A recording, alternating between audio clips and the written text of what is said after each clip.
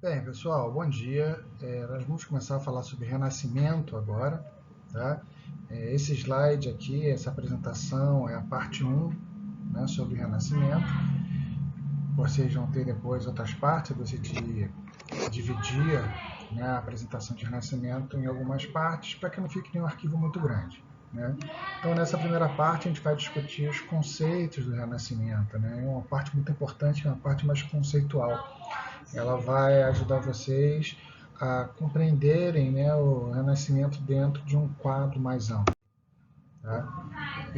Na verdade, o Renascimento ele se apresenta como um período de renovação e mudança. Né? Ele é uma marca, na verdade, da mudança de uma era e de uma cultura, né, medieval, do homem medieval, para a era moderna. Daí a gente vai começar a ver vários elementos desse renascimento que são mais próximos à nossa cultura do dia a dia, né? Já que a gente vive uma cultura herdeira dessa cultura moderna renascentista. Tá? E essa mudança é muito difícil de ser percebida do ponto de vista histórico, porque como é que a gente mede ou consegue aferir a cultura? Através dos seus resquícios de materialidade. Né? Então, o Renascimento ele ajuda a gente, dentro de um quadro mais amplo, né, a perceber um pouco isso através das obras de arte, das obras literárias, da filosofia, dos escritos políticos. E, através desses elementos variados, a gente vai tentar perceber então essa mudança cultural que ocorre nesse período. Tá? É um período, esse período da passagem da era medieval para a era moderna, de renovação em várias áreas, que vai estar ligado também à religião. A gente vai ver a reforma diretamente ligada ao renascimento, os grandes descobrimentos, as navegações, né, a formação política do absolutismo, a formação dos estados nacionais, que a gente já falou um pouco sobre o início dela, né, tudo isso está ligado. Tá? E então o Renascimento ele surge, né, como todo período de mudança, numa crítica ao que veio antes. No caso deles, o que veio antes era a era medieval, era a época antiga. Né? E o Renascimento ele vai, o próprio nome já diz, né, ele vai fazer renascer a cultura do ponto de vista deles, né, que viam a Idade Média como a chamada Idade das Trevas. Né? Hoje em dia a gente não olha mais para a Idade Média dessa maneira, mas eles viam como uma Idade das Trevas e estariam fazendo renascer a glória cultural, a cultura da antiguidade, principalmente da antiguidade clássica, né? Grécia Antiga e Roma Antiga. Tá? Então eles falavam que isso está renascendo, falavam que isso aparecia, renascia, apesar de ser alguma coisa nova, né, que eles faziam. Tá? Dentro dessa nova cultura moderna, então, tá, um dos princípios que vão basear isso tudo é a celebração do ser humano, do indivíduo, né, do homem e da mulher, né, dentro desse quadro, dentro do que a gente vai depois conceituar como antropocentrismo. Tá? Então, primeiro a gente pode tentar responder a pergunta, né, o que foi o Renascimento? Né? E onde, por que ele começou, né, nesse lugar que está marcado aí nesse mapinha, tá? A região conhecida como Itália, na época a Itália não existia enquanto país, enquanto nação, tá? E era uma região marcada, como a gente já viu, por diversas cidades que movimentavam o comércio, desde as cruzadas, da abertura dos portos do Oriente. Né? As cidades italianas floresciam com muita força nessa economia comercial, mercantil. Né? Esses diversos centros comerciais, né, tinham contato com diferentes povos, diferentes culturas. Se eu não me engano, a gente chegou a comentar sobre, né, a entrada de pensamentos matemáticos, né, Leonardo de Fibonacci, coisas desse tipo, nós já falamos em nossas aulas.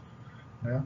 E essas culturas, né, principalmente os bizantinos e os muçulmanos, eles eram povos que mantinham contato e mantinham estudo em universidades, em escolas, né, do pensamento clássico, dos filósofos antigos, né, dos cientistas da antiguidade.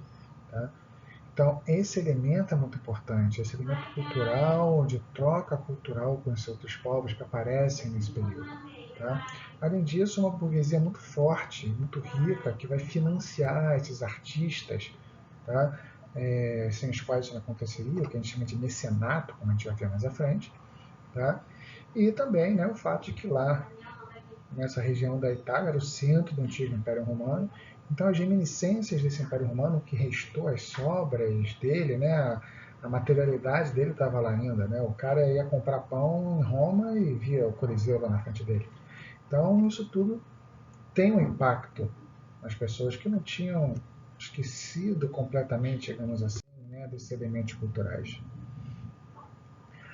A arte renascentista, então, tá, ela vai apresentar, né, expressar essas novas ideias que começam a circular, principalmente, como a gente já falou antes, né, com o crescimento da burguesia, o aparecimento da burguesia, as mudanças que vão começar a ocorrer na sociedade europeia a partir da Baixa Idade Média. Tá? Os mecenas, os burgueses enriquecidos, financiavam esses trabalhos, até porque a burguesia, ao contrário da nobreza, precisava de uma nova forma de distinção social. Né? O nobre era nobre pelo nascimento, né? O burguês não, ele precisava mostrar que ele era um burguês, ele precisava mostrar que tinha dinheiro, que era um homem bem sucedido nos negócios com dinheiro, que valeria a pena outros fazerem, né, contratos com eles. E as artes, né, apareciam como um fator de distinção, de demonstração dessa diferenciação social dele para outros. Tá?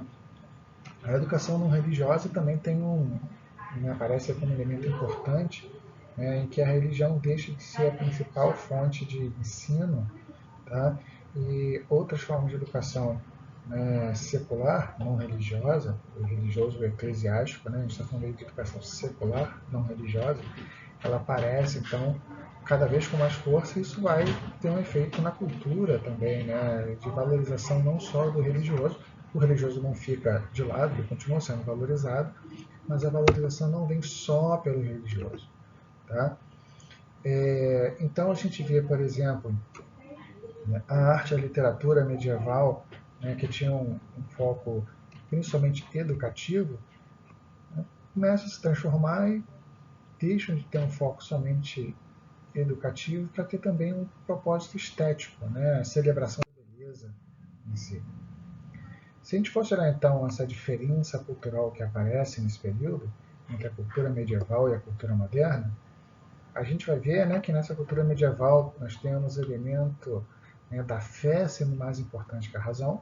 Né? Na cultura moderna, expressa pelo Renascimento, ambas são importantes, a razão vai ser muito valorizada e a fé não é esquecida, não é contraposta. Tá? Mas os dois elementos, em diferentes graus, em diferentes tempos, vão ser articulados. Tá? A cultura medieval é uma cultura muito mais coletivista, enquanto a cultura moderna ela é, né, mais individualista, não individualismo no sentido pejorativo, tá? Mas um individualismo em que celebra-se o indivíduo, celebra-se, né, a diferença e a capacidade dos indivíduos. Tá? A cultura medieval é uma cultura mais teocêntrica. Tá? O teocentrismo, teo quer dizer Deus, né? Deus está no centro das atenções dos indivíduos, Deus é o centro e a fonte de todo conhecimento. Tá? Isso vai também ser superado, né, ou ser modificado com o antropocentrismo, antropo, quer dizer homem, antropologia, por exemplo, né? Antropo, quer dizer homem, antropocentrismo, o homem no centro das atenções, tá? O centro das preocupações. A frase "o homem é a medida de todas as coisas", né, é uma frase importante desse período. Tá? O corpo, que era visto como fonte de pecado, passa a ser visto como uma fonte de prazer, né, do hedonismo, a beleza, né, a questão estética do corpo. Tá? E a arte, como a gente já falou, sai de uma arte de, né, função educacional, né, religiosa, e vai ser uma arte ligada à beleza, à produção do belo. Tá? Esses elementos aqui são muito importantes, tá? Eles marcam, são marcas dessas diferenças culturais que o Renato vai acabar expressando. Né? Então, se a gente fosse olhar as principais características do Renascimento nesse sentido, fechando aqui um pouco essa primeira apresentação, O Renascimento ele é classicista, né? O classicismo é essa inspiração na cultura clássica, na cultura greco-romana, Grécia Antiga, Roma Antiga, Antiguidade. Tá? O realismo, a tentativa de se produzir obras e se expressar o real, né, a beleza das obras através da representação da realidade, como ela é, ou o mais próximo possível a isso. Tá? O antropocentrismo, tá? A ideia de que o homem é o centro das preocupações, o homem é o centro das atenções, tá? As questões mundanas do mundo e não as questões religiosas e espirituais passam a ser mais valorizadas agora do que eram antes. Tá? A questão do individualismo, que a gente falou, né? A crença na capacidade do indivíduo, a disputa, né, entre os indivíduos para que o melhor chegue à frente. Tá? Isso é expresso também, entre outras coisas, na arte, uma grande quantidade de retratos e autorretratos produzidos pelos artistas. Tá? O racionalismo é um elemento que vai paulatinamente crescer até hoje, né? Algumas ondas, né, anti-intelectuais, como os neoterraplanistas, por exemplo, tá? Mas o racionalismo aparece aí como uma valorização da razão, né? A razão humana, o pensamento humano, a valorização da matemática, a geometria utilizada nas obras de arte, a observação da natureza, a experimentação, o método científico como forma de se conhecer a realidade, tudo isso tá ligado a esse racionalismo, né? E também ao naturalismo, tá? Um outro elemento aí, são esses estudos sobre a natureza, de tentar se compreender a natureza, né, através de regras, de leis, de seu funcionamento, né, a natureza como algo racionalmente compreensível. Tá? As leis de Newton, vocês devem ter estudado com o seu Frick, são, né, uma prova clara disso. Tá? O Newton, a gente vai falar dele na nossa parte 4, é um dos grandes cientistas dessa época. Né? E o hedonismo, né, a valorização do prazer, tá, a busca pelo prazer, tá, os prazeres materiais como algo importante, algo a ser valorizado também, algo, né, a beleza como um elemento por si só digno da obra de arte. Então todos esses elementos vão acontecer, tá, e vão ter entre seus grandes elementos aí a importância do mecenato, né, os mecenas, os incentivadores da arte. A palavra mecenas vem de um nome de um estadista romano, Gaius Mecenas, que era o cara que governou a cidade de Roma enquanto, né, o Augusto formava o Império, o primeiro imperador romano.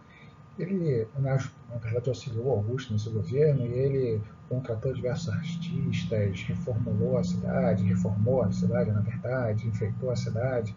Então, esse nome acaba sendo usado com o nome de alguém que defende os artistas.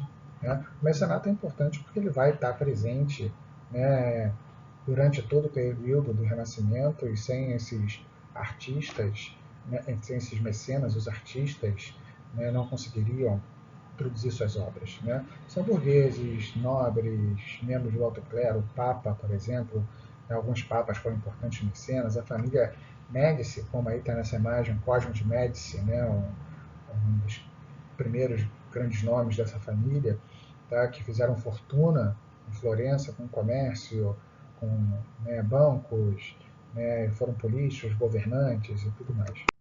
Né? Aqui a gente vê então um pouco a materialização dessas diferenças. Né? São duas imagens, são a mesma imagem, né? Maria com o menino Jesus. Tá? Na arte medieval, na verdade essa da esquerda aí seria os primeiros momentos do Renascimento, a gente consegue ver vários desses elementos que a gente falou antes, né? O corpo coberto, tá? A representação sem muito realismo, né? Sem grande presença da realidade. Né? Dá para ver no menino Jesus essa questão bem aparente. Né?